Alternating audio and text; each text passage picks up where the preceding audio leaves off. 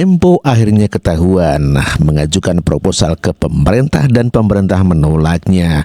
Ternyata selama ini kritis kepada pemerintah dikarenakan barangkali pemerintah tidak men-ACC permintaan proposalnya yang sampai miliaran rupiah.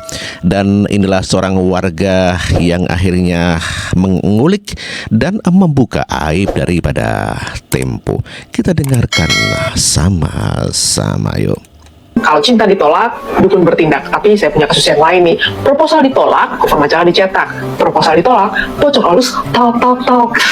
Sebagai sebuah media, harusnya media itu bisa menunjukkan kredibilitas dari berita yang dia tampilkan dan juga netralitas dalam menyajikan berita itu.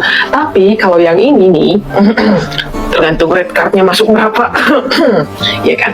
Mau lihat nih red cardnya. Tuh, disertakan. Anyway, kenapa saya bilang proposal ditolak, cover majalah dicetak, proposal ditolak, pocong halus, talk. Karena ini nih, nongol nih tentang proposal kepada Keminfo. Dari mana ya? Dari Tempe, ya kan? Tapi ingatlah, pernah dong ada podcast yang ini, saya selipin deh. Ada pertanyaan ya. Tadi kan kita menyinggung soal media konvensional, termasuk podcast begitu ya. Nah, apakah Tempo pernah mendapatkan tawaran, Pram, untuk bagaimana dengan Tempo? Untuk melakukan campaign positifnya Jokowi ini? Oh, kalau itu kita buka-bukaan aja ya. Gue juga dapat informasi dari salah satu direktur di Tempo dan memang kita dapat tawaran itu gitu. Tapi Tempo menolak. Memang ya, rekam jejak adalah suatu alat bukti yang paling akurat dan paling baik untuk membuktikan sesuatu. Dan lagian kalau kayak gini nih, apakah sekarang kredibilitas berita yang disajikan bisa dipercaya? Lebih lanjut, karena kalau kita lihat red card dan rekam jejak, kayaknya tidak perlu dipercaya lagi ya. Dan saya jadi ingat nih omongannya Pak Presiden terpilih kita nih. Ada orang-orang yang pinter-pinter, sedikit-sedikit podcast, bukan duduk di AC di podcast ngomong. Oh Pak Prabowo begini, Pak Prabowo begitu. Apa? Dia lebih tahu Pak Prabowo mikirnya apa dari saya sendiri gitu. Kadang-kadang kalau saya mau tahu apa sih yang Prabowo berpikir, aku cari podcast itu. Dia lebih tahu dari aku. Dan saya itu adalah orang yang suka bandingin rekam jejak.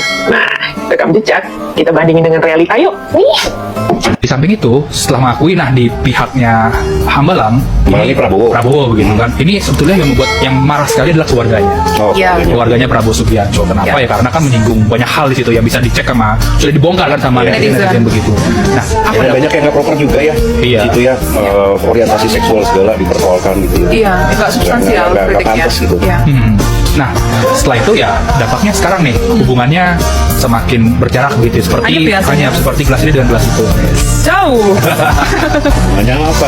Ada retak juga tuh. Ternyata Prabowo dan Jokowi sudah retak. Retak di mana retak? Selalu mau adu domba. Jadi kelihatan banget kan sebenarnya gimana bahwa uang dapat membeli segalanya, uang dapat membuat berita apapun itu, dan uang dapat menggiring opini apapun itu. Ya, uang is power. Setidaknya gitu kan bagi taruh udah saya goreng tempe, saya gosong. Ya itulah tadi pernyataan seorang warga yang begitu sangat mengkritik dari tingkah laku Tempo yang ternyata kuar-kuar mengkritik pemerintah karena butuh duit pemerintah dengan mengajukan proposal kebutuhan dana kepada Kominfo begitu ya. Ya, Tempo dan Bocor Alus memang kritis ya pemberitaannya kepada pemerintahan Pak Jokowi ya. Namun ternyata mereka memang butuh duit pemerintah dan akhirnya mengajukan proposal, namun demikian ditolak oleh pemerintah. Dalam hal ini adalah Kominfo. Sehingga ya namun demikian kelihatannya Tempo malah memutarbalikkan fakta. Kita dengar penjelasan dari Imam Subhan ya. Mereka, para pembenci dan pengkritik Jokowi, akhirnya dipermalukan oleh dirinya sendiri.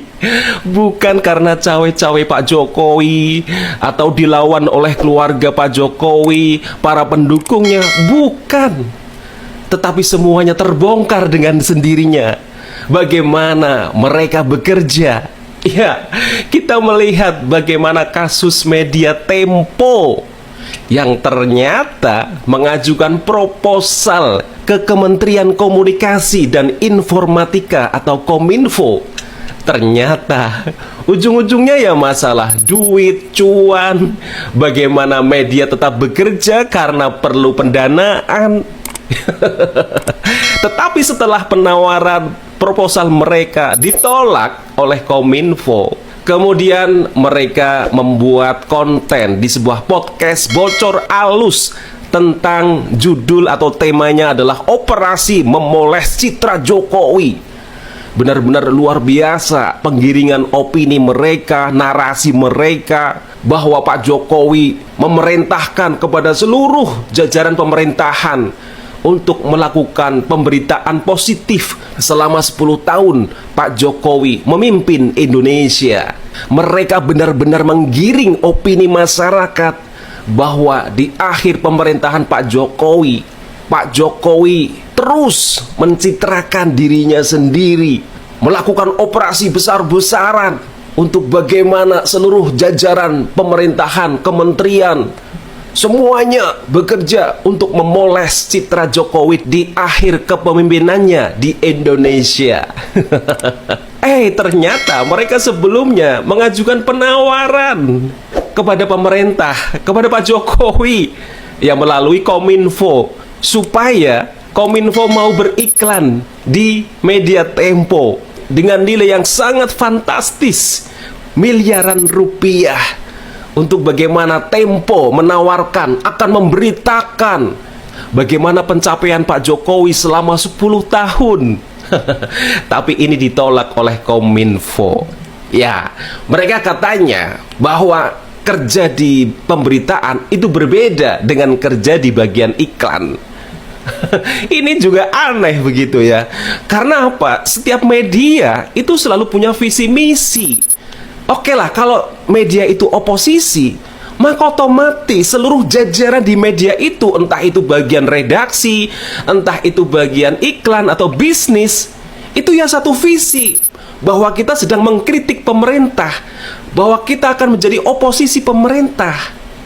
Maka ketika mereka bagian iklan tiba-tiba nyelonong ya, mengajukan penawaran ke Kominfo, ke pemerintah, ke Pak Jokowi yang sedang dikritik, ini ya memalukan begitu ya. Iya, harusnya mereka mengajukan proposal, penawaran iklan itu ya ke lawan dari Pak Jokowi atau yang selama ini membenci, mengkritik Pak Jokowi. Silahkan ke perusahaan-perusahaan mana yang selama ini tidak suka dengan Pak Jokowi. Nah, seperti itu harusnya ya. Kan jadi aneh nanti kan. Ya, misalkan halaman depan koran Tempo tadi bahwa Pak Jokowi melakukan operasi besar-besaran untuk bagaimana memoles citra Pak Jokowi di akhir masa pemerintahannya begitu ya. Terus di sana menggiring opini masyarakat. Ini loh, Pak Jokowi hanya pencitraan selama ini. Sebenarnya Pak Jokowi itu gagal dalam memimpin Indonesia begitu. Mereka mengangkat bagaimana kegagalan-kegagalan Pak Jokowi, bukan prestasi Pak Jokowi. Nah, itu di halaman depan begitu ya.